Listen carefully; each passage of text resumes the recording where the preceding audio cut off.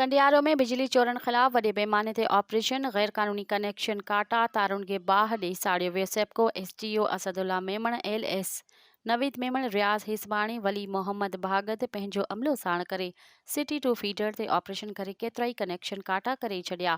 सेप्को STO Kandiaro Asadullah Memon जो चवणु आहे त चीफ एग्जीक्यूटिव सेप्को सखर ऐसी दादू एक्सीएन नौशर फेरोज़ ताज मोहम्मद माको जी हिदायतुनि ते बिजली चोरन खिलाफ कार्रवाइयूं तेज़ कयूं वयूं आहिनि।